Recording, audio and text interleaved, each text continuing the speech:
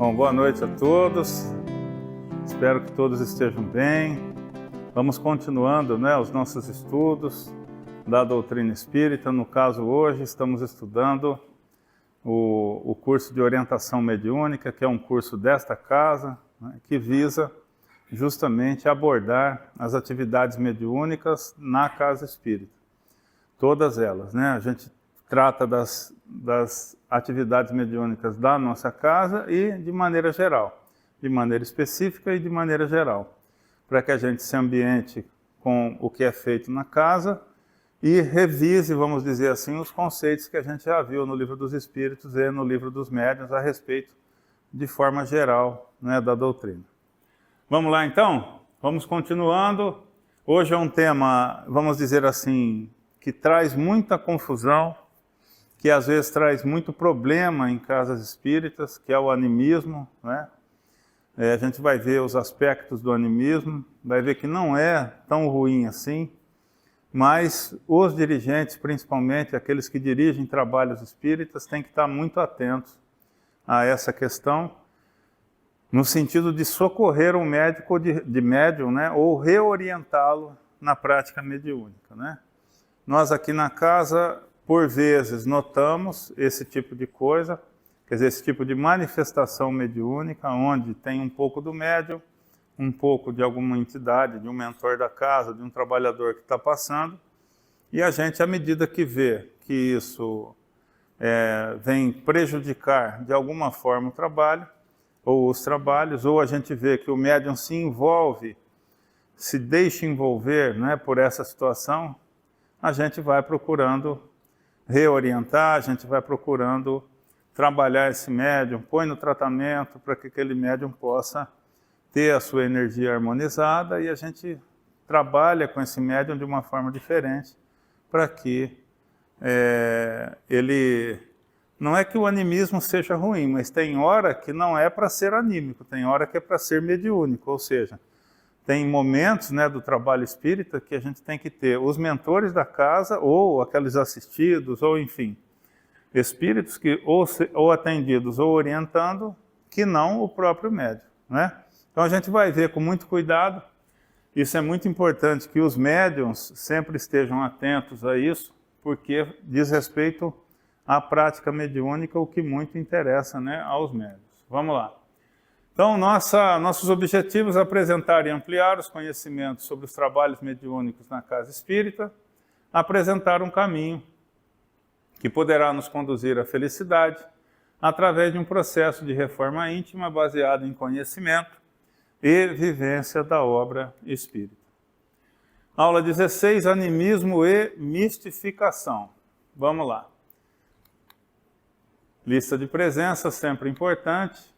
Animismo e mistificação. Então, nessa hora, muita gente, muitos trabalhadores da casa espírita, às vezes, esses comentários sempre acontecem, nas mesas mediúnicas. A gente tem 8, por exemplo, no nosso trabalho mediúnico aqui, o número de pessoas gira em torno de 18, 20 pessoas no salão.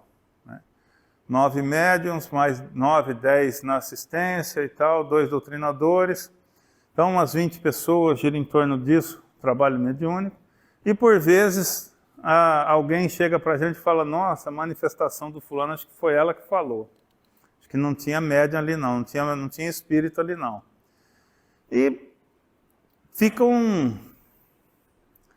Porque isso pode acontecer? Pode, A gente vai ver que o animismo ela tem uma peculiaridade, E em cima dessa peculiaridade, a gente tem que pensar assim, olha, uma coisa para desmistificar... Oi, pois não. Animismo seria também um médium que sempre dá a mesma comunicação? Você percebe que aquele médium dá iguais comunicações? Então, é assim, o processo anímico, assim, é diferente de charlatanismo, vejam bem. O animismo não é um sinônimo de charlatanismo, quer dizer, de propósito de enganar, vamos dizer assim. A pessoa está de caso pensado ali e ela produz uma fala como se fosse um espírito comunicante. Isso seria charlatanismo, O que a bola de cristal, aquelas coisas que a pessoa fala ali, O animismo é assim, olha, para vocês entenderem da forma que eu acho que eu entendi melhor isso quando eu compreendi essa questão. O que nós somos? Nós somos espírito, beleza. Quando eu desdobro à noite, por exemplo, eu, vocês, quem trabalha à noite desdobrado numa casa espírita, né, numa situação qualquer, quem que desdobra? É o espírito. Quando está acordado, quem que está se manifestando ali? É um espírito, é o mesmo? É o mesmo, mais ou menos. Por quê? Quando a gente está acordado, que nem eu agora aqui, vocês que estão acordados, alguns, né, tem uns dormindo aí, não tem não. Mas quando a gente está aqui assistindo aula, vocês, eu, né, falando, vocês assistindo, nós temos uma questão que difere muito do desdobramento. Aqui, as nossas memórias espirituais de vidas passadas e experiências estão o quê? Bloqueadas. Quando eu desdobro, dependendo da condição espiritual de cada um de nós, nós teremos parte dessas memórias liberadas. E, por exemplo, o que eu fiz ontem à noite? Desdobrado. Agora eu não lembro. Mas se eu desdobrar daqui a pouco, quando eu dormir, se eu trabalho, eu não posso cada dia ser um dia novo para mim, né? É óbvio que essa memória do Olavo desdobrado no sono do corpo físico, ela é viva. É como a minha memória quando eu acordo. Então, não é que seja outra pessoa, é o mesmo Olavo. Só que quando eu volto para o corpo, as memórias do que eu fiz à noite são bloqueadas, assim como são bloqueadas quando a gente renasce no processo reencarnatório, as memórias das vidas passadas. É o efeito de voltar ao corpo de carne, é um abafador dessa memória que está contida onde? No corpo, lá naquela primeira camada do perispírito, não é? Onde fica a memória do espírito, a memória física do espírito, no corpo mental. Ali que fica a memória. Como a nossa memória hoje, a memória de curto prazo está no cérebro, cérebro barra espírito, né? Que os dois trabalham juntos, mas, por exemplo, agora eu não lembro o que eu fiz ontem à noite. Quando eu durmo e desdobro, eu lembro. Então, o que seria o animismo sem considerar o charlatanismo? Porque quando a pessoa é médium, o que ela faz? Ela não é uma ponte entre o plano espiritual e o plano físico? Então, o médium tem a propriedade, é que nem, por exemplo, o sonambulismo. Quem que controla o corpo físico? Não é o espírito acordado, é o espírito dormindo, é desdobrado. Esse espírito desdobrado, que é da própria pessoa, ele controla o corpo físico, ele traz o corpo junto, mas a pessoa, ela não está acordada, ela está dormindo. O corpo está adormecido, só que está andando por ali. Então, se eu acordo o sonâmbulo, ele não vai lembrar daquilo que ele fez. Por quê? Ele fez isso desdobrado. Ele desdobra e controla o corpo físico. O corpo vem junto, mas ele está desdobrado ali. Então, o médium, quando ele pratica o animismo, pode estar vindo do espírito dele próprio. Esse é um animismo que não é ruim. Porque, pensa se eu fui já sei lá, o que eu posso ter sido em outra vida. Né? Conhecimento que eu não tenho agora, vamos dizer assim. Né?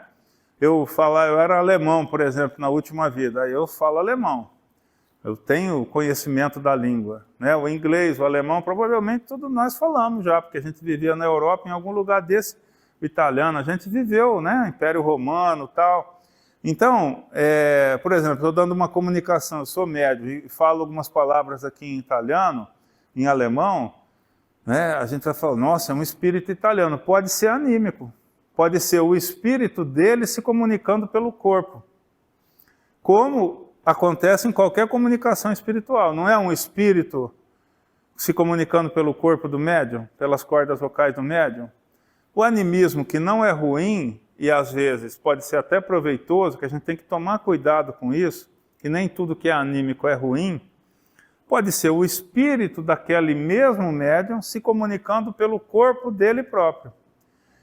Então a pessoa, ela está adormecida, entre aspas, é como vocês no estado mediúnico, né? Não é adormecido, mas vocês estão ali, desdobradinho do corpo, com o espírito se comunicando. Vocês podem desdobrar do corpo e usar a corda vocal do seu próprio corpo para dar uma comunicação. Essa comunicação pode ser boa, pode ser proveitosa para o grupo? Sim. Pensa na situação de eu trabalhar aqui no hospital aqui. Eu não sou médium, eu não sou um bom exemplo. O Luiz, a Ana, a Marcela, que são médiums psicofônicos, vamos dizer que eles trabalhem aqui. E eles têm uma orientação que eles gostariam de dar aos médiums aqui presentes, aos trabalhadores. Mas não como acordados, não como o Luiz, mas como espíritos que, ao desdobrarem, trabalham em alguma função aqui no Hospital da Espiritualidade. Então, vai ser uma manifestação anímica, sim, mas eles vão falar como aqueles que desdobram, têm uma atividade, têm uma função, têm um conhecimento, e a espiritualidade julga que seria interessante ele próprio dar o recado. Aí ele vai usar o corpo dele, como se fosse um outro espírito. Isso é animismo, né? Essa é uma forma de animismo. Agora, essa é uma forma de animismo que não é ruim, vamos dizer assim, é uma manifestação mediúnica, uma possibilidade mediúnica.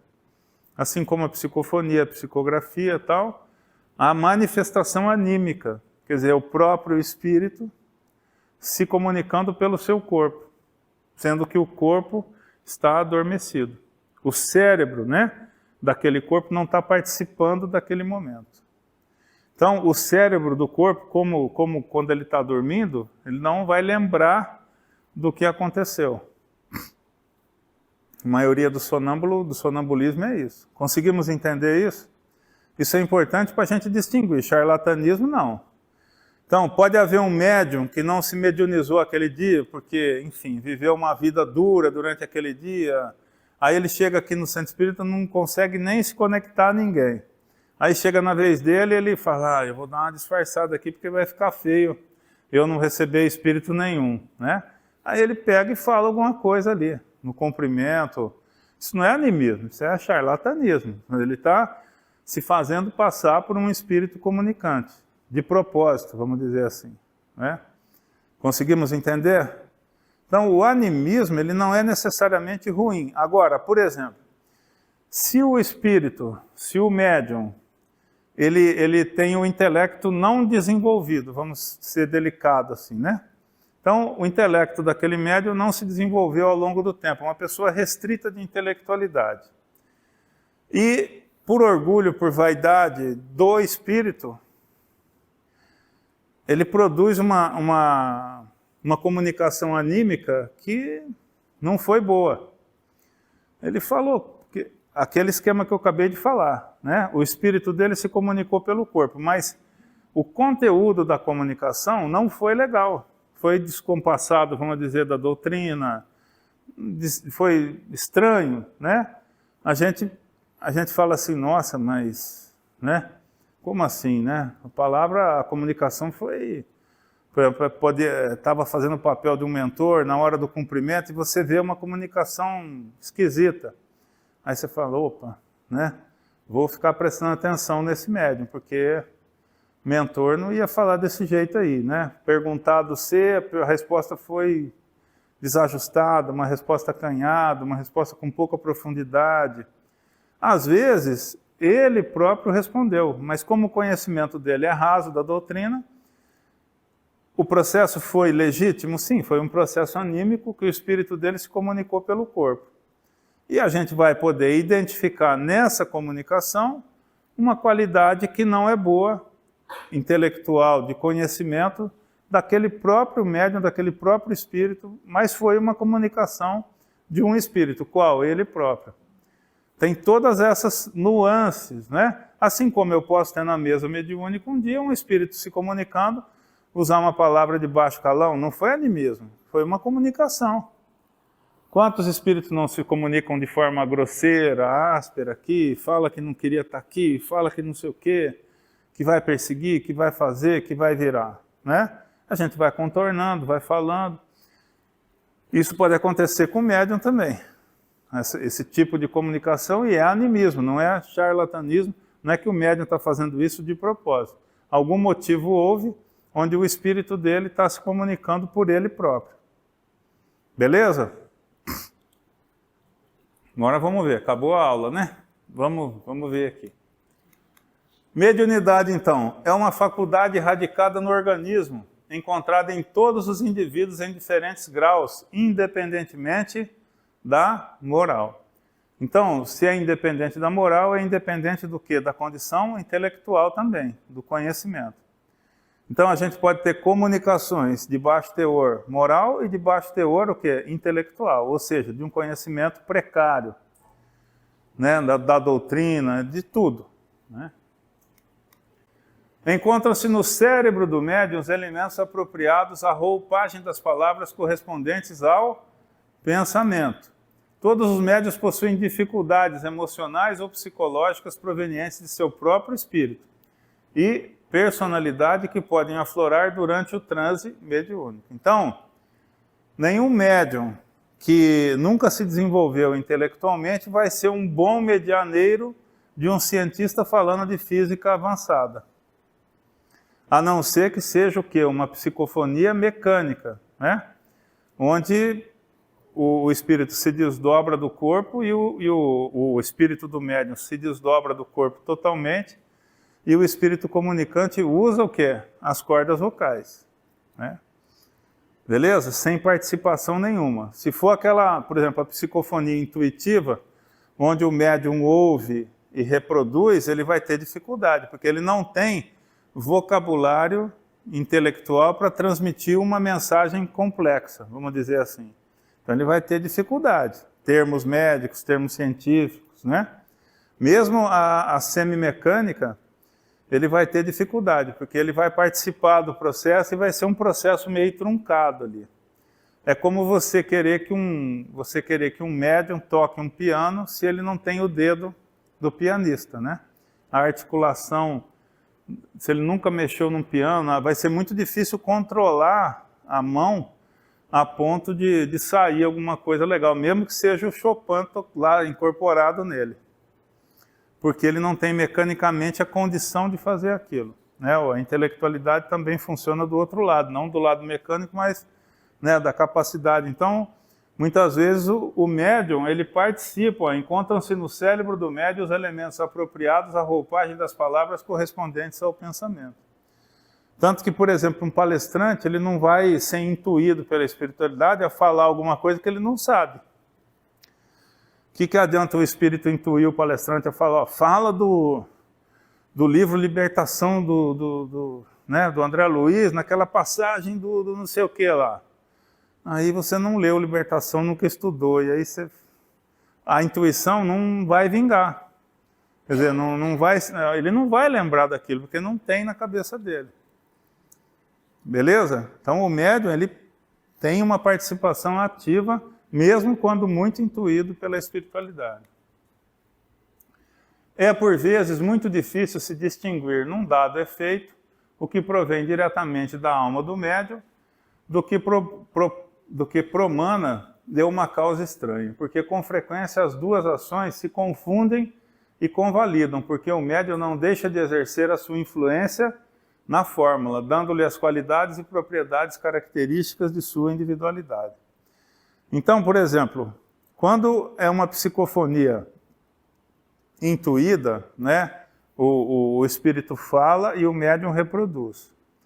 Aí a emotividade da comunicação vai depender o quê? Da sensibilidade daquela pessoa, do médium. Porque se a pessoa falou de uma determinada forma e ele foi seco na fala, muitas vezes é um outro...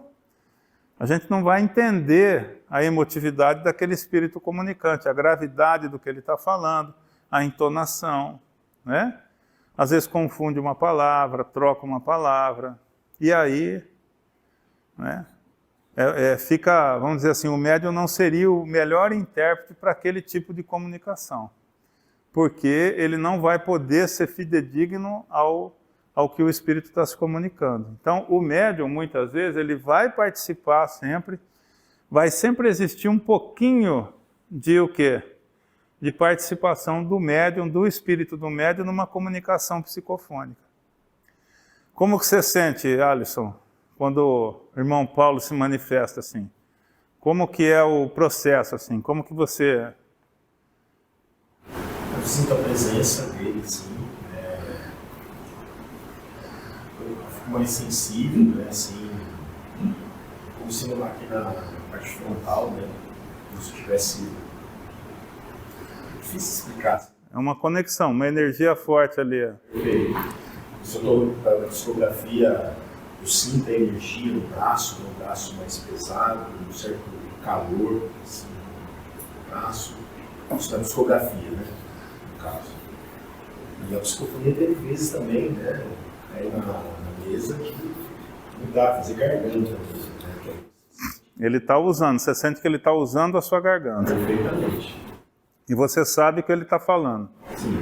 Então, nós temos médios, por exemplo, que nem ele, provavelmente ele faz, a psicofonia dele é a semimecânica, onde o espírito usa a corda vocal dele, mas ele sabe o que está sendo feito. Muitos médiuns, às vezes, após uma psicofonia, às vezes a psicofonia, a mensagem é para o médium, tão ausente ele se encontra daquele momento. Então, a Isaura é uma, por exemplo, a nossa médium é a Isaura, a Zélia. Muitas vezes o mentor passa um recado para elas. E a gente anota, porque ela está fora dali. Ela não sabe nada que está acontecendo, ela não está ouvindo nada. É um aspecto da mediunidade de cada um. Né? Pode ser que num determinado momento da mediunidade do Alisson, isso venha a acontecer. Quando isso for útil para o trabalho, por exemplo, né? Então, às vezes, é um assunto delicado, por exemplo, às vezes eu vou levar um assunto delicado ao mentor, eu já vou na Isaura. Por quê? A gente fala, eu já falo no começo, eu já falo, Isaura não, né? Eu falo para o mentor, ó, seria interessante que o médium não participasse. Aí eles tiram ela dali, ela, não, pode falar que ela está desligada aqui da situação.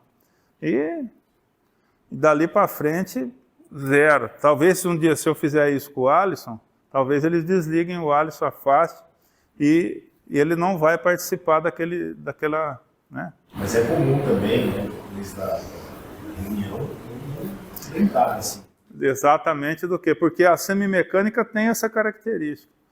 No caso, a semimecânica é muito útil, e ele deve estar sendo preparado para isso, para a psicofonia de mesa mediúnica. Porque o médium tem que participar do processo. Porque são espíritos sofredores, de baixo teor vibratório. Né? Então o médium tem que participar do policiamento do que está acontecendo ali. Ele tem que controlar a fala do comunicante, ele tem que controlar o gesto, enfim, dar limite àquela comunicação. O médium participa disso. Então, por exemplo, um médium psicofônico de mesa mediúnica que se afaste do corpo vai ser complicado. Porque aí o espírito comunicante poderia usar o corpo dele da maneira que quisesse. É diferente a Isaura, que tem 50 anos de comunicação com o Astolfo, por exemplo. Então a segurança que ela tem é total. Então ela se afasta, sim, automaticamente, porque ela não precisa estar ali controlando nada. A comunicação deles é extremamente já... Né, a conexão deles, tudo deles é de muitos e muitos anos de trabalho juntos. Então, simplesmente é mais fácil para o médium, inclusive, né, se afastar e não participar daquilo, porque ele vai estar tranquilo ali do lado, sem envolvimento, sem necessidade de ele participar do processo. Então tem várias variantes disso que vão acontecer, mas principalmente por exemplo, tem hora que na mesa mediúnica o espírito fala assim, eu queria falar um negócio aqui, mas esse aí não está deixando. Quem que não está deixando? Ou é o espírito que está controlando aquela comunicação, ou o próprio médium, que filtra e não deixa ele se manifestar de alguma maneira. Eu queria estar dando murro na mesa aqui, mas ele não deixa, ele está me segurando aqui. Comum acontecer isso, né? E a gente entende que é justamente a participação do médium junto com aquele espírito que está controlando a manifestação mediúnica, que está dando, vamos dizer, uma segurada ali, está dando uma normatizada na comunicação daquele espírito. Beleza? Tem um pouco de tudo nisso aí. Então, sim. Eu lembro de uma vez que eu recebi uma comunicação. Eu nem sabia que tinha na casa aqui meu irmão Astolfo como mentor. Ele se identificou com o Astolfo e ele queria dar uma mensagem que não ia ser boa no grupo. Eu cheguei para ele e falei assim, olha, isso não vou falar não. Né? Não, você tem que falar porque tem que falar. Não, não vou falar. Você escolhe outro aí. O que aconteceu? Ele ficou bravo. A hora que ele ficou bravo, eu falei, bom, esse não é mentor. Esse não ficou bravo porque não deu a comunicação. Não é mentor, não. Não deu a comunicação, ele ia criar um problema com o grupo ali se eu falasse alguma coisa. Não, é comum. O nome não quer dizer que seja o mentor, né? Às vezes a pessoa que está se comunicando tem o mesmo nome, simplesmente. Ou está se fazendo passar, né? Ou está pretendendo se fazer passar por algum que ela sabe que é o nome do mentor, né? Então, o mentor do Alisson, muitas vezes, é o Paulo, mas pode ter um monte de Paulo, né? Astolfo é mais raro, mas ele pode ter ouvido esse nome querido, né? Tanto que ele sentiu o problema ali na vibração, na intuição própria, que a espiritualidade está intuindo o médium também, olha, cuidado, isso aí, né, não é mentor, tal. Então ele está ali subliminarmente, ele está ouvindo esse tipo de coisa e está alimentando aquela ideia que ele não poderia dar passividade para aquele espírito, né? E muitas vezes vai acontecer isso com os médiuns como forma de aprendizado, né? Ele vai passar por uma situação dessa para entender que nem todo espírito que quer se comunicar é um espírito, e a espiritualidade da casa, os mentores, os dirigentes, deixam passar muitas vezes para que o dirigente fique esperto, para que o médium fique esperto, para que haja um aprendizado em cima daquela tentativa, ou de conseguir, né, se passar por alguém, o médium desatento deixa passar, e aí o dirigente bloqueia, fala, percebe, né? Isso acontece, de vez em quando acontece, para a gente ser testado, para a gente aprender, como forma de aprendizado. O animismo, então, o que é? Fenômeno pelo qual a pessoa arroja ao passado os próprios pensamentos, do qual recolhe as impressões de que se vê possuída. Então, o que é isso aqui, ó? A pessoa comunicante, né, o espírito comunicante, ele usa o seu conhecimento para responder alguma coisa, sendo que esse conhecimento, ao invés de ser de um espírito X, o Astolfo, o Paulo, o Lucas, é do próprio médium, né? Então, o próprio espírito do médium responde um questionamento, por exemplo, ou dá fala alguma coisa, responde, dá uma opinião, dá um conselho e vai.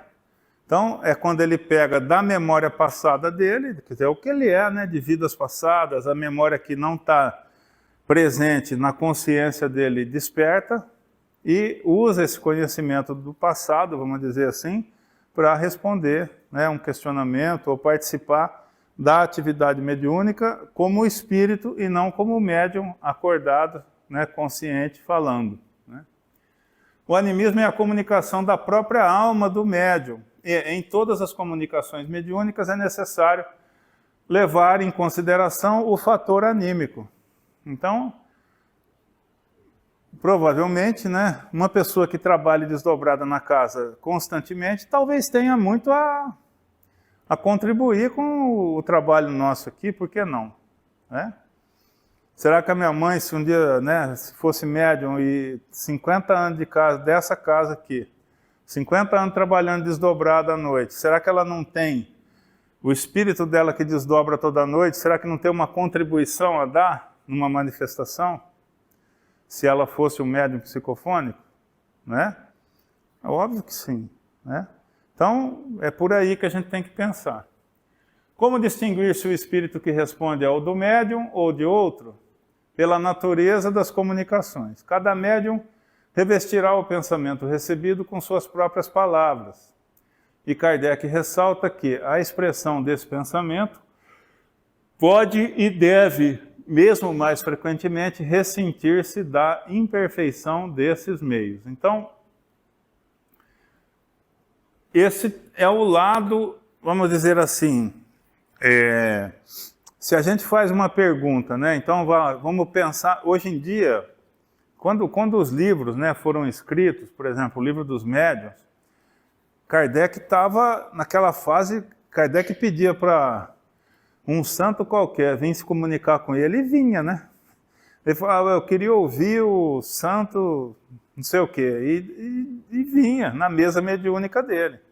Então ele invocava quem ele queria, a espiritualidade dava um jeito de trazer aquele espírito, então era outra pegada. Então, por exemplo, ele convoca um cientista para dar uma resposta que ele precisava de um tema científico da época. Aí tinha uma resposta que não era compatível. Podia ser o quê? O animismo do médium ali, que não entendendo a mensagem que foi passada, que, enfim, ou não chegou aquele espírito e o médium se manifestou por uma imperfeição do médium. A gente lembra que no tempo de Kardec não tinha curso, né? De livro dos espíritos, não tinha curso de livro dos médiuns, não tinha nenhum livro. Quando o livro dos médiuns foi escrito, não existia livro dos médiuns, né? Então, os médiuns que se comunicavam não conheciam a doutrina, ou conheciam muito pouco, só pelo livro dos espíritos que tinha sido publicado anteriormente. Então, o animismo naquela época deveria ser o quê? Um pouco mais frequente, né? Muito mais preocupante para o Kardec entender. A comunicação é de Santo Agostinho, a comunicação é de Jesus, quando falava que era o Espírito da Verdade, a comunicação é do fulano, do ciclano, né? Daqueles espíritos nobres que faziam parte da equipe, né? Que trouxe a codificação do Kardec. Então ele tinha que estar atento, vamos dizer, muito mais, porque ele fazia as perguntas. Hoje a gente não faz esse tipo de pergunta mais, né? E Kardec muitas vezes se expressa porque ele vivia disso. Ele perguntava a essência da doutrina porque ela não estava escrita ainda. Então ele tinha que perguntar o tempo todo. Kardec deve ter feito milhões de questões à espiritualidade. Hoje a gente não chega para o Paulo, que é o mentor do Alice, e fala, olha, como é que é mesmo aquele negócio do animismo? Explica para a gente aí. Não entendi o animismo, será que dá para explicar? Não tem essa conversa. Por quê? Porque isso já está muito claro na literatura espírita. Não é? Eles até podem um dia esclarecer se houver uma questão dessa, né? Mas normalmente não vai ser necessário esse tipo de pergunta. O Kardec não, era o tempo todo. Então o que o Kardec fazia, por exemplo, para confirmar que não tinha sido uma resposta anímica e que tinha sido realmente uma resposta confiável? Ele tinha uma rede de comunicação com várias pessoas do mundo inteiro. Então, por exemplo, antes dele firmar uma resposta do Livro dos Espíritos, do Livro dos Médiuns, o que ele fazia? Esparramava a pergunta para 5, 6, 10 lugares diferentes no mundo. E esperava vir a resposta. Se as respostas viessem todas coincidentes, aí ele falava, opa, 10 lugares com 10 espíritos diferentes, 9 responderam a mesma coisa. Aí se tornou confiável. Aí ele devia afinar com aqueles espíritos nobres que ele produziu uma resposta e aí devia, obviamente, falar, ó, ficou bom, tem que mudar alguma coisa. Essa conversa teve, acho que o tempo todo, na codificação de Kardec, né? Mas ele usava a metodologia científica na sua pesquisa, né? A metodologia, ela prevê que você pesquise de mais de uma forma aquilo lá. Você não pode fazer um experimento e achar que aquilo é verdade para tudo, né? Para todas as ocorrências de um fato. Então, o cientista, ele pesquisa aqui, ele pesquisa com outro equipamento, ele muda o equipamento, ele muda a amostragem, para ver se, várias vezes ele repete isso, para ver se o resultado coincide, se ele pode realmente afirmar que aquilo vai sempre se repetir. Então, o Kardec usava esse tipo de método, né? Então, ele tinha que estar muito atento a essa questão do animismo, para ver se não era uma resposta. Porque os médiuns estavam aprendendo também, né? Eles eram espíritas ali, porque tinham o Livro dos Espíritos, provavelmente tinham lido, mas o conhecimento deles da doutrina era raso. Então, uma resposta para o médium menos experiente, e ninguém era experiente no tempo de Kardec, né? Que é tudo marinheiro de primeira viagem, ele podia responder pelo entendimento que ele tinha, né? Se deixando levar pelo espírito, pelo conhecimento da pessoa mesmo. Então o Kardec tinha que estar sempre muito atento com esse tipo de coisa. Dessas explicações resulta, ao que parece, que o espírito do médium nunca é completamente passivo. Uma pergunta, né? Ele é passivo quando não mistura suas próprias ideias com as do espírito que se comunica, mas nunca é inteiramente nulo. Seu concurso é sempre indispensável, como o de um intermediário. Então, se não precisasse do médium, né, do espírito do médium, enfim, deveria ter outro jeito, né? Então, o médium, como passa por ele todo tipo de energia, de comunicação, de fala, alguma forma de influência, mesmo que seja a passividade, né, ele vai exercer sobre aquela comunicação. Mesmo que seja ele sair do corpo, desdobrar, ele é o papel dele ali naquele momento, né? Então, ele sempre participa, porque ele faz parte da comunicação, né? Tem o desencarnado, tem o encarnado, mas tem que ter o quê? O médium, né? Para que haja comunicação. Então, ele sempre vai participar. Num grau maior ou menor, vai passar por ele a informação e ele vai o quê? Retransmitir essa informação. As comunicações escritas ou verbais podem provir do próprio espírito encarnado. Esse é o animismo, né? Fatores estimuladores do animismo durante o fenômeno mediúnico. Aí vem assim, um lado, agora ele vai colocar aquele lado descuidado do médium, vamos dizer assim, né? Aí não é, eu falei bastante do animismo na parte boa, né? Vamos dizer assim, que quando o médium, o espírito do médium tem condições de contribuir com o grupo, com sabedoria, com conhecimento. Eu venho falando desse lado, né? Agora a gente vai ver quando, por despreparo, orgulho, vaidade, né?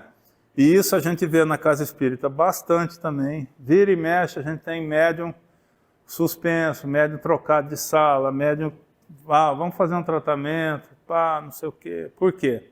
Chega uma hora que a gente percebe que ali tem uma fala que é muito mais do médium do que do médium mesmo, acordado, entra naquele ponto onde, por um descontrole emocional, espiritual daquela pessoa, ela perde o contato com seu mentor e passa a produzir, às vezes, mensagens, falas, que ela acha, né, daquilo, mesmo estando numa...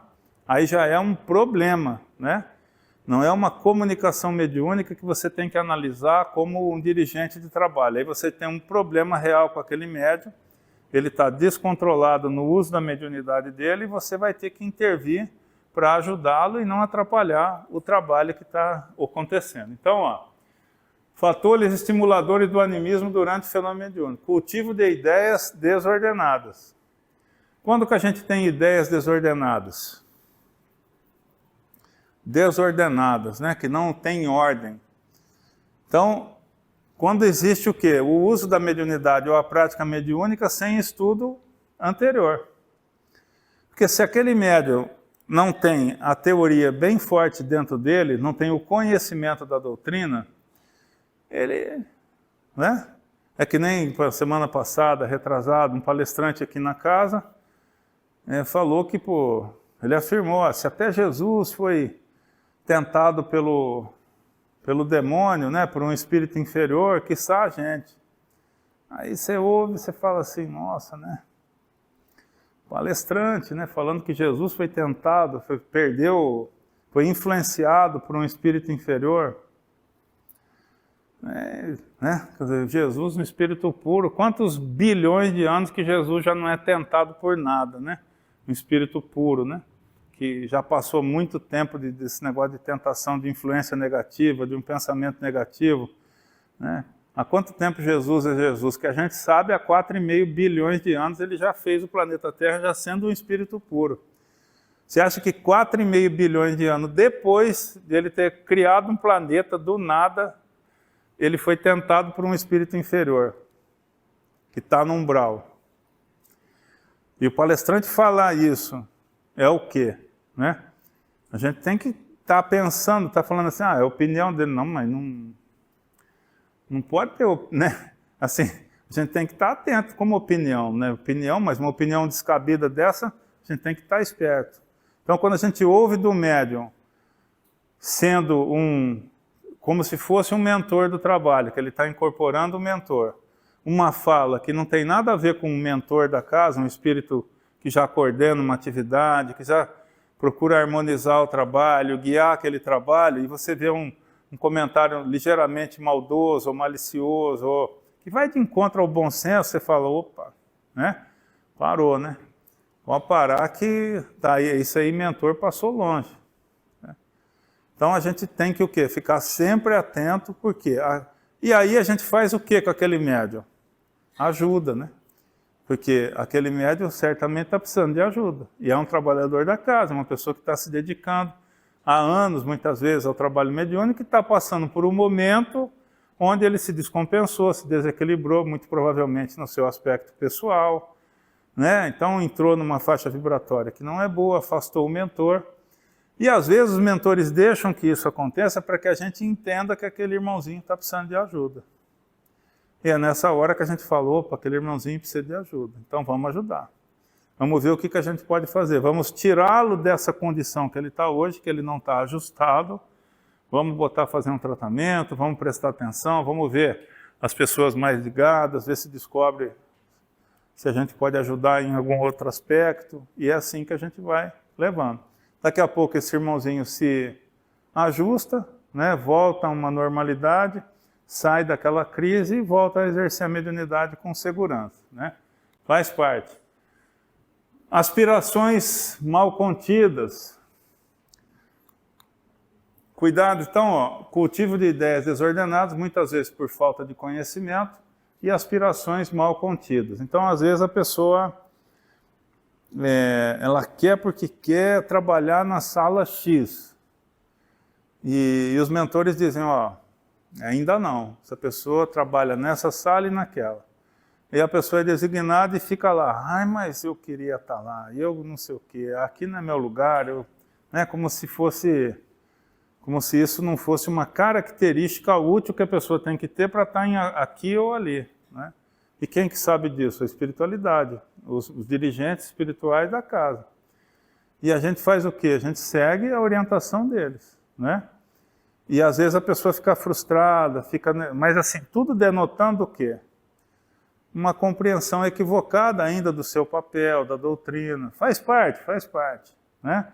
Na casa espírita a gente tem de tudo, né? Tem espíritos um pouco mais evoluídos, uns muito pouco evoluídos, uns que conseguem reter o conhecimento e em compreender de forma adequada, outros que ainda não. Enfim, a gente vai lidando com essas coisas de forma a ajudar todo mundo, né? Cuidados que devem ser mantidos pelos médiuns. Equilíbrio, mente e emoções, conduta moral, vontade, concentração e humildade, né? Esse aspecto aqui, bastante interessante, né? Essa humildade, né? A vontade do quê? De servir, de ajudar, né? O que eu faço hoje? Para onde eu vou? A vontade de ajudar, né? Onde for o que mais útil naquele dia para a casa como um todo. Vai ter alguém coordenando. Vai ter alguém que entende que aquele dia ele precisa estar em tal lugar. Por N motivos que muitas vezes não dá para a gente explicar para todos os médiuns da casa. Né? Não tem como. Às vezes as coisas vão acontecendo, no sábado principalmente, as coisas vão acontecendo, as pessoas vão ligando, uns não vêm, outros não podem, uns estão adoentados e faltou um, faltou outro. A gente tem que ir ajeitando isso. Então, quanto mais a pessoa tiver uma vontade simples, né, baseada em humildade, e compreender que ela tem que estar no lugar que ela for mais útil e ficar feliz com isso, né? Conduta moral, concentração, né? Principalmente os médiuns, né, os psicofônicos, se não estiverem concentrados naquilo que eles estão fazendo, como é que vão manter a ponte com a espiritualidade? Como é que vai haver a conexão, né? O magnetismo forte conectando os médiuns à espiritualidade se ele está pensando na vida, se ele está com outro tipo de pensamento. Atitudes do doutrinador em caso de animismo. Compreensão detalhada do fenômeno. Se o doutrinador não souber exatamente o que é animismo e quais as consequências disso no trabalho, como é que ele vai ajudar e como é que ele vai perceber isso, né? Conhecer muito bem o médium. Às vezes sim, por isso que os trabalhos mediúnicos, eles não é muito bom a gente trocar a equipe com frequência, né? A equipe que está harmonizada, a gente procura manter. A gente faz sim um intercâmbio? Faz, mas não é um dia, o outro, depois muda. Às vezes a gente vai, o doutrinador troca, vai para um grupo da manhã, o grupo da manhã vem para a noite, troca um médium, troca dois, fica um tempinho lá, volta. Isso é bom, mas a gente tem que conhecer as pessoas, né? A gente tem que ir estreitando os laços de amizade, de compreensão daquelas pessoas para que a gente possa ajudar. Então aqui nós estamos falando atitudes do doutrinador, né? Entender a sessão mediúnica como escola moral, né? Para todos, para os atendidos, para o médium, para ele, para todo mundo. Muito amor a fim de que possa auxiliar e compreender. Então, isso aqui, gente, ó, que é o principal, né? Essa questão do amor, não no sentido mais puro, mas que a gente não chega ainda, né, no sentido mais puro do amor, mas a gente ter o quê? A vontade de ajudar. Então, o doutrinador, aquele que controla o trabalho, se a gente não tiver realmente no coração a vontade de ajudar qualquer um, todo mundo que está ali, independente do que ele fale, do que ele falou que foi, do que ele falou que fez. E um detalhe interessante, né? Se a gente não tem essa vontade, ele está vendo. É aí que é o negócio, né? O espírito desencarnado, ele está vendo pela nossa energia, que a gente está emanando ali, se aquilo que a gente está falando é sincero ou não. Muitos deles conseguem identificar. Eu já escutei isso várias vezes na mesa mediúnica, não só comigo doutrinando, como com outra pessoa doutrinando, e o espírito falar: o duro é que eu sei que você está falando a verdade. Eu não concordo, mas o que você está falando é verdade. Assim, você está tentando me ajudar de verdade, que é a intenção. Porque como essas pessoas não são ajudadas nessas regiões de sofrimento, elas só sofrem, né? Elas são usadas, maltratadas. Quando a gente fala que a nossa intenção é ajudar, ele vai enxergar pela energia que a gente está apresentando ali, se a gente está sendo sincero ou não. Ele fala: ó, eu não estou acreditando, mas eu não tenho como não achar que você está sendo sincero, porque eu estou vendo que você está sendo sincero. É até estranha essa expressão, né? Mas eles falam assim: eu estou vendo que você está sendo sincero. Vê que o verbo não é compatível, né, com a gente encarnado, né? Você está vendo que a pessoa está sendo sincera? Como assim, né? Como é que eu vejo que uma pessoa está sendo sincera? Eu posso sentir que ela está sendo sincera, eu posso achar, mas ver é só quem está vendo o quê? A energia que a pessoa está emanando. E esses espíritos, muitas vezes, que são obsessores, que são espíritos que procuram, eles identificam com muita facilidade esse tipo de energia, porque eles buscam as energias que permitem que eles se aproximem de determinadas pessoas para influenciar. Então, se eles veem que a pessoa, por exemplo, tem uma energia muito acima da deles, eles não vão perder tempo, porque eles sabem que eles não vão conseguir chegar naquela pessoa. Então, isso eles identificam com facilidade. Quanto mais intelectualizados forem, mais facilmente eles vão identificar essas nuances, né? O doutrinador deve esclarecer tanto o espírito encarnado como o desencarnado, dirigindo a doutrinação ao subconsciente do médium. Beleza? Primeiro é preciso remover o mal para depois fortificar a vítima na sua própria defesa. Então, aqui, ó, o doutrinador deve esclarecer tanto o espírito encarnado como o desencarnado, dirigindo a doutrinação ao subconsciente do médium. Primeiro é preciso remover o mal para depois fortificar sua vítima na própria defesa. Então a pessoa procura a casa espírita falando que a vida virou do avesso, falou que, né, que tem uma influência e tal. Ela procura aqui o tratamento, muitas vezes falando assim: a gente não sabe se essa pessoa vai ser atendida na próxima segunda-feira. Quer dizer, vão trazer um espírito que está, né, participando da sua vida na próxima segunda, na outra. Ela entrou num tratamento. O que a gente precisa fazer? Cuidar de quem? Dos dois. Então a casa espírita não pode só tentar arrancar o obsessor da vítima. Porque muitas vezes o que sofre mais é o obsessor. Na maioria das vezes, quem sofre mais no processo é o obsessor. Muitas vezes ele é o mais carente. Ele é o que está mais sofrendo. Então a gente tem que tratar a casa, né, o processo do trabalho, né, esse trabalho de desobsessão, ele tem que trabalhar nos dois mundos. Com a pessoa que está sofrendo a ação e com a pessoa que está exercendo a ação, o encarnado e o desencarnado. Então, se a pessoa que está sofrendo o processo, ela começa a frequentar a casa espírita, ela começa a estudar na casa, ela faz um tratamento, ela começa o quê? A aumentar o quê? Elevar o seu padrão vibratório. Né? Começa a passar para esse espírito que está prejudicando que ela está mudando de vida, que ele começa a ver nela uma pessoa que está ficando distante dele, porque está mudando o padrão vibratório, ele vê que ele vai perder, isso desanima. E muitas vezes ele cede no trabalho aqui na segunda-feira, porque o primeiro pensamento dele, pô, eu perdi, não vou conseguir mais. Aí você oferece ajuda para ele, ele acaba aceitando com mais facilidade. Ou se ele está acompanhando ela o tempo todo, ele participa aqui da entrevista, aí oferecem ajuda para ele. Ele já é pego aqui, já levado, já é ajudado, já conversa, faz. Quando vem para a mesa, ele já está outra pessoa, já está, né, com o caminho meio andado para se transformar também. Importante. Animismo não deve ser visto como pesadelo, defeito mediúnico e fraude. Então, tem um pouco de tudo? Tem, mas fraude não é animismo, né? Defeito mediúnico? Não, porque a gente é espírito. Né? Se a gente desdobra, a gente pode se comunicar. Né? Pesadelo? Menos ainda. Né? Beleza aqui? Todo mundo está junto aqui?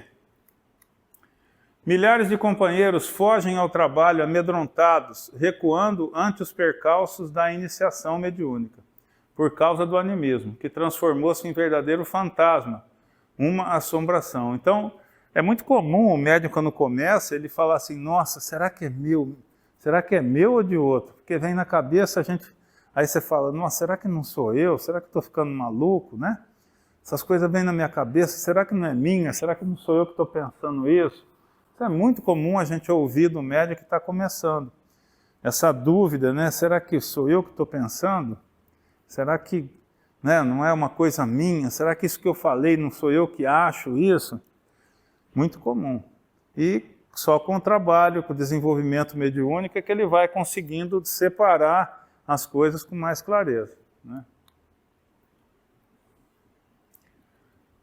Os médiuns e o animismo. Vamos ouvir aqui o Divaldo um pouquinho. O animismo é uma tradição que se infiltrou nos médiuns.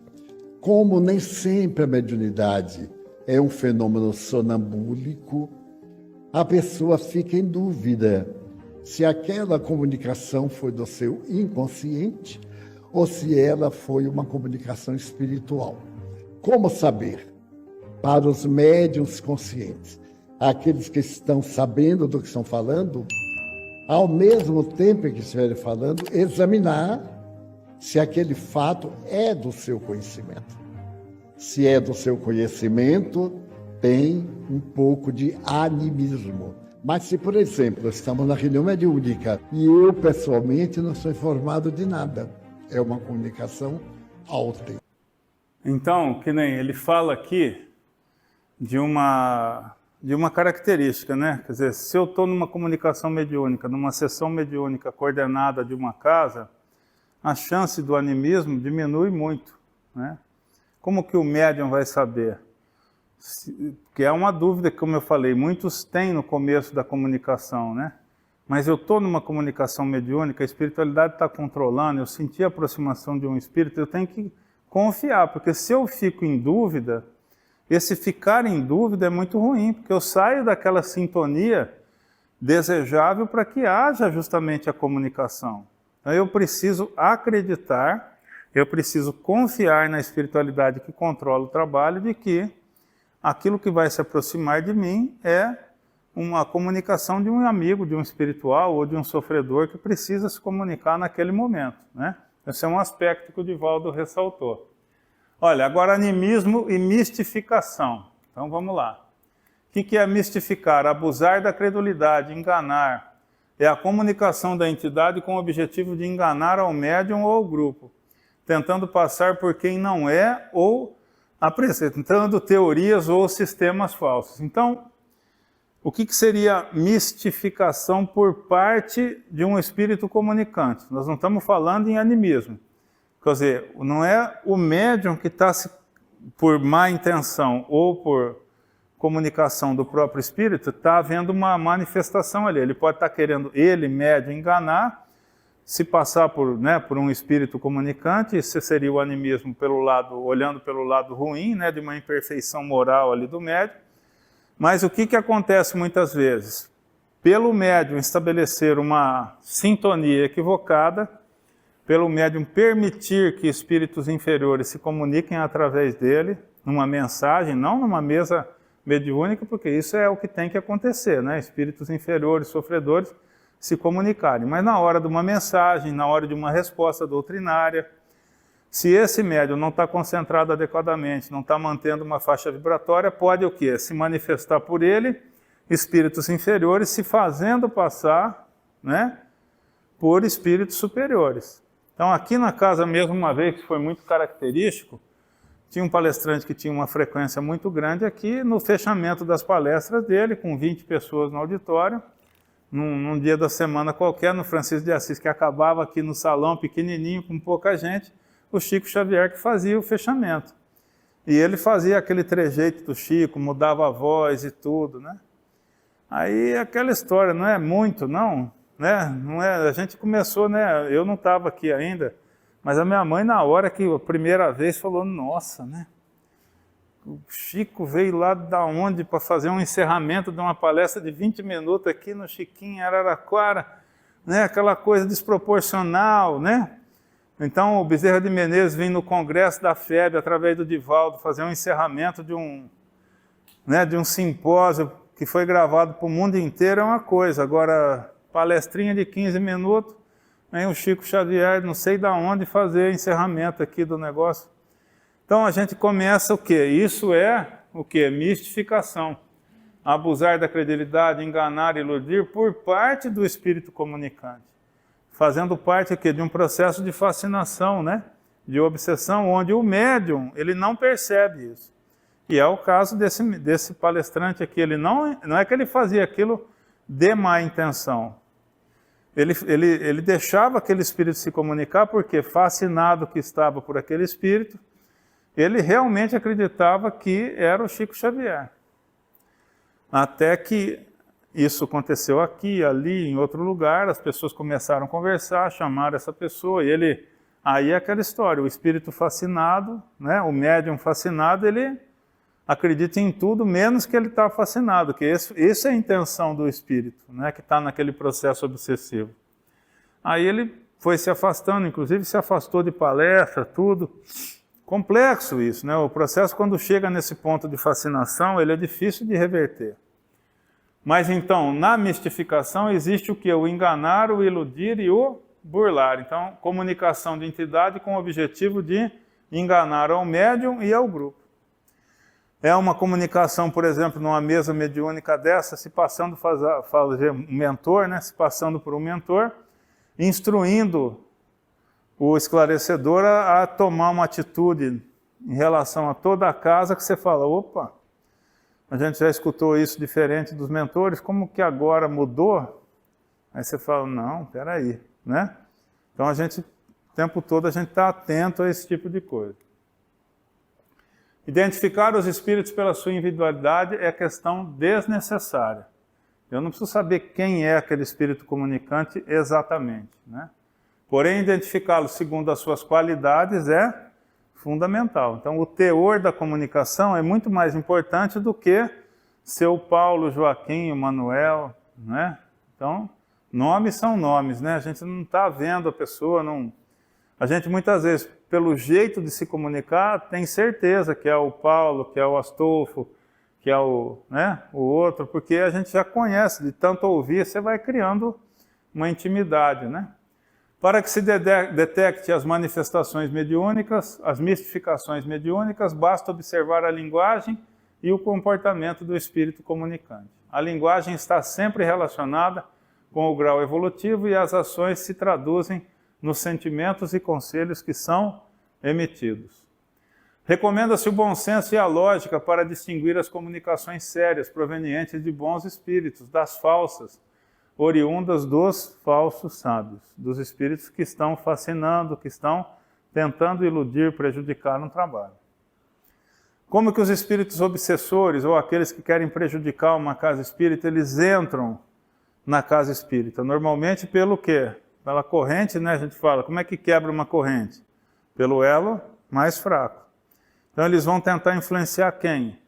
Aquele médium que está mais fragilizado, aquele componente da diretoria, aquela pessoa que tem uma função na casa que se fragilizou por algum aspecto da vida, está mantendo o padrão vibracional mais baixo, por qualquer motivo que seja, e eles vão tentar, e é isso que acontece nas casas espíritas de maneira geral, provocando muitas vezes o que a gente sabe que acontece aí em várias casas, separar dois grupos, aqui é o grupo do João, é o grupo do ciclano, esse grupo é liderado por aquele, esse grupo é por aquele, esse grupo cuida desses trabalhos, aquele grupo cuida dos outros, e esses grupos não se conversam, e daqui a pouco essa casa está fechando, está rachando, está acontecendo. Cabe a direção da casa estar sempre muito atenta a isso, né?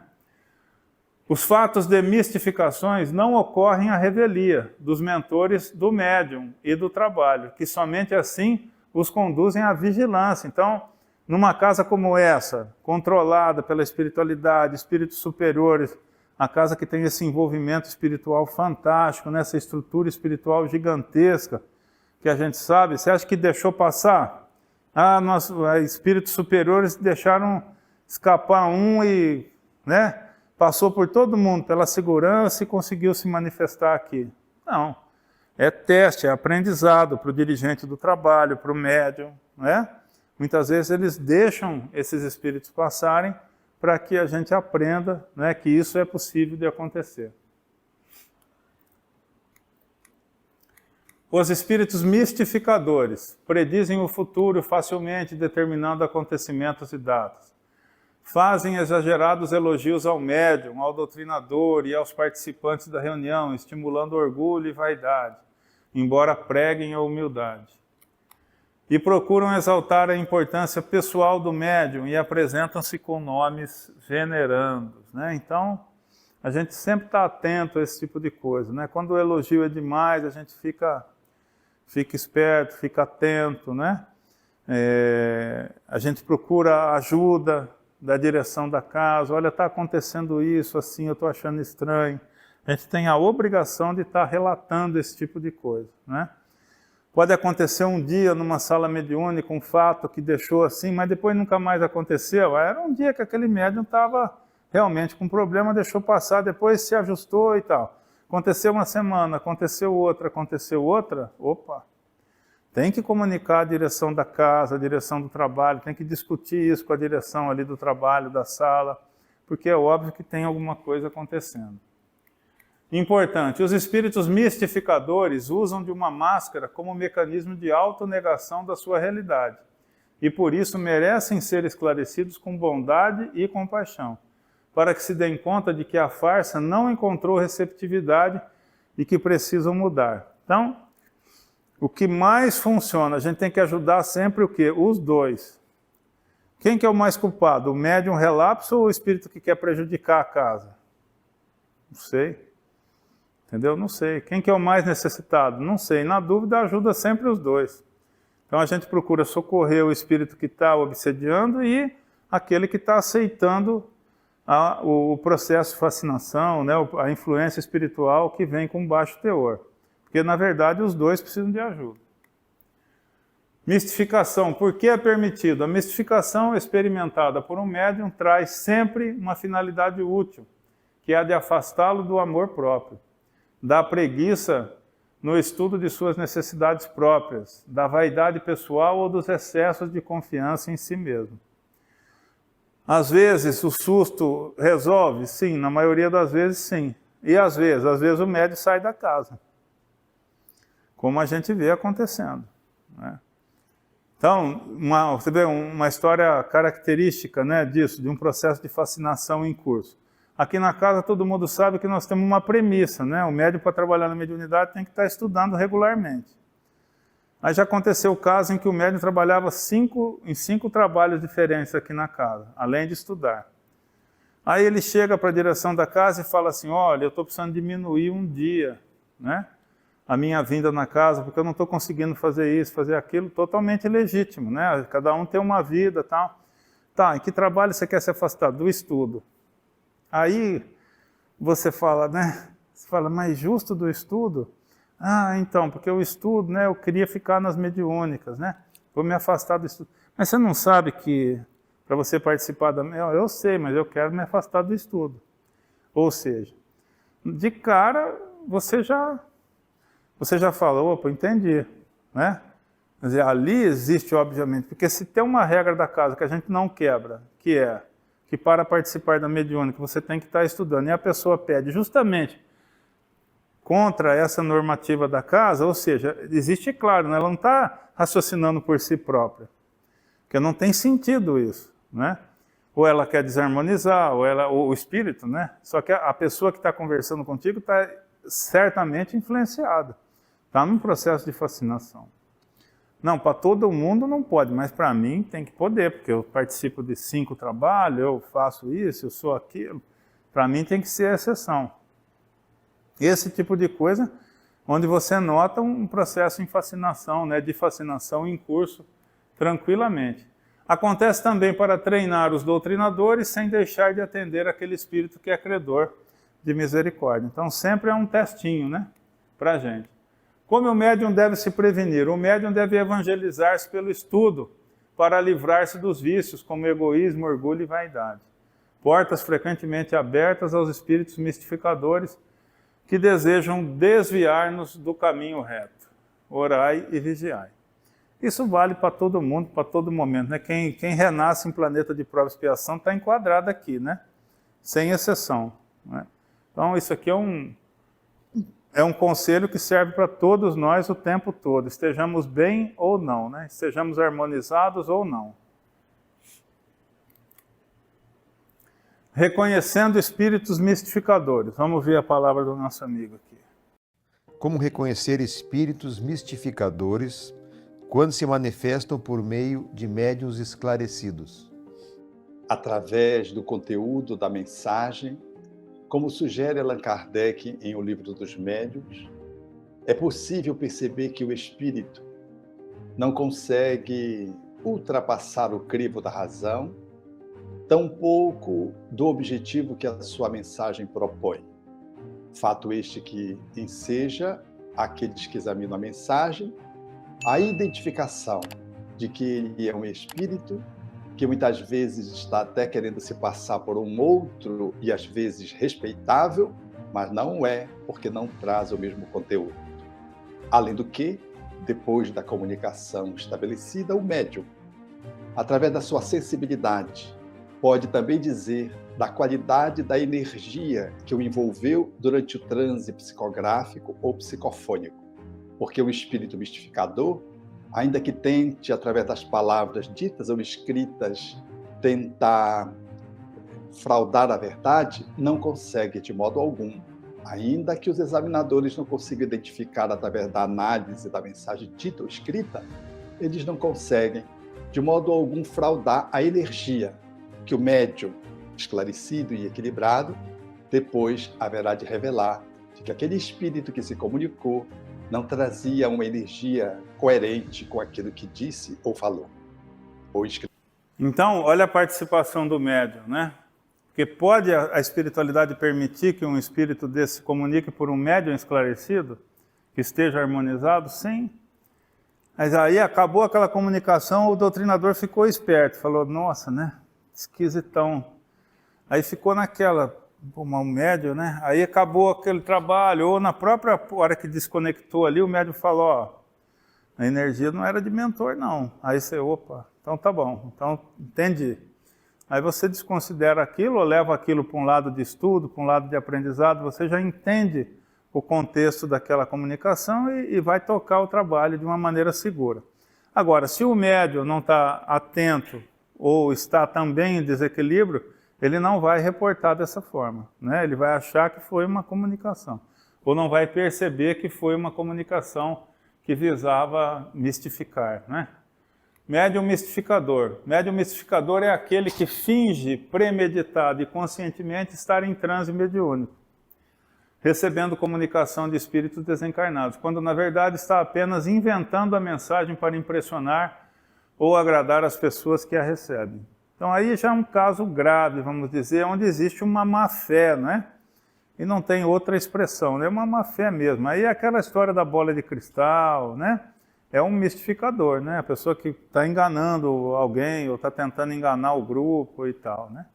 Mas, assim, para um grupo forte, para um grupo que estuda, para um grupo que se dedica ao estudo, ao trabalho sério, muito raramente isso vai acontecer, porque vai ser muito fácil descobrir isso, né? Vai ser muito claro a gente identificar esse tipo de coisa. Médium mistificador igual a charlatanismo, né? A existência do animismo e das manifestações não devem impressionar aos que se entregam às tarefas mediúnicas, as quais devem trazer o Evangelho de Jesus no coração. Estamos muito longe ainda de solucionar as incógnitas da ciência espírita. E se aos médiuns, às vezes, torna-se preciso semelhante prova, muitas vezes os acontecimentos dessa natureza são também provocados por muitos daqueles que se socorrem das suas possibilidades. Então, é normal, a gente só tem que estar o quê? Consciente disso e identificar e ajudar tanto um quanto o outro, né? Compromisso do médium com a espiritualidade, com a sua mediunidade, com a casa que o abriga, estudo, esforço de melhoria íntima, disciplina, mudança de comportamento, pensamento, palavra e ações. O exercício da mediunidade é uma atividade séria, né? Então a gente tem que cuidar do corpo, cuidar no dia de um trabalho mediúnico, cuidar da alimentação, cuidar da mente, né? Para não entrar em faixas vibratórias equivocadas que vão prejudicar o trabalho. Uma série de compromissos que a gente assumiu antes de encarnar. Né? Médium não assumiu compromisso com o Chico Xavier, né? Com o Francisco aqui de Assis, né? Assumiu compromisso com ele próprio, para uma reencarnação onde a mediunidade faria parte da vida dele. A casa está abrigando esse médium, mas o compromisso é dele. O primeiro inimigo do médium reside dentro dele mesmo. Contra esse inimigo é preciso movimentar as energias íntimas pelo estudo, pelo cultivo da humildade, pela boa vontade, com o melhor esforço de autoeducação à claridade do Evangelho. Beleza, pessoal? Sim. Deixa eu fazer um parênteses no assunto que você comentou um pouco mais atrás, quando você comentou que quando a pessoa vem aqui em busca de ajuda, né, aqui, um monte de problemas, ela passa pela entrevista, e aí, de repente, às vezes pode estar o espírito que acompanha, né, ou está influenciando, vem à mesa. Mas se acontecer dele vir até a mesa para se comunicar, ele não fala que estava com tal pessoa, né? Então, às vezes a gente percebe, às vezes fala, às vezes não fala. A maioria das vezes não. Às vezes a pessoa pede ali embaixo, né, na preparação, então ela fala, olha, está acontecendo assim, assado. E o Espírito, quando se comunica, pelo jeito da fala, ele dá para entender que tinha a ver com aquela pessoa. Ou com um caso que está acontecendo, que a gente está acompanhando, tentando ajudar. Mas isso não precisa a gente ficar sabendo, né? Por quê? Porque a gente vai ajudar. Aquele espírito que chegou ali, o encarnado que chegou, está fazendo o tratamento. Então tem visita espiritual na casa dele, tem tratamento na terça, tem o tratamento no sábado, então ele está sendo cuidado. Normalmente, eles arrastam o obsessor junto ali para a entrevista. Aí começa a cuidar já do encarnado e do desencarnado.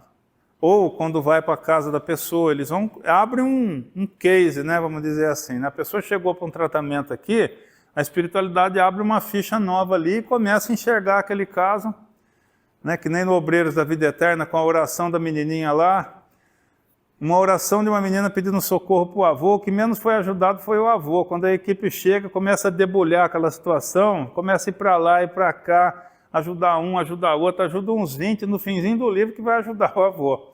Que o avô volta a entrar na história e começou com uma oração de uma neta que tinha sido trabalhadora de nosso lar, que motivou um socorro.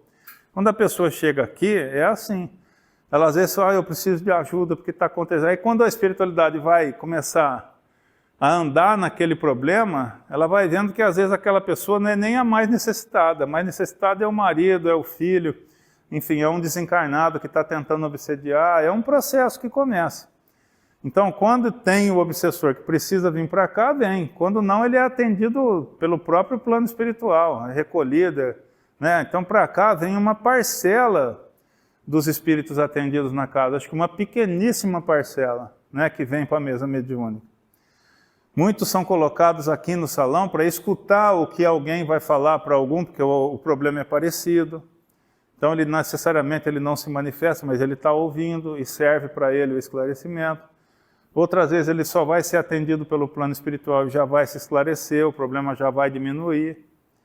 O tratamento ele vai sempre cuidar do encarnado que vem pedir ajuda e dos desencarnados envolvidos, sempre, né? Esse processo é um processo que pega todo mundo. Às vezes, pela comunicação, a gente desconfia que é daquele caso ou do outro caso e tal, pela fala do espírito, por alguma característica da comunicação. Mas, às vezes a gente pergunta. Às vezes, quando a gente sente, você fala, você que está acompanhando, a nossa irmãzinha, fala, sou eu mesmo, tal, não sei o quê. Normalmente a gente já está intuído que a gente pergunta mais porque vem aquela intuição na cabeça, você pergunta. Mas é raro a gente perguntar. Beleza? Obrigado então. Até a próxima quinta.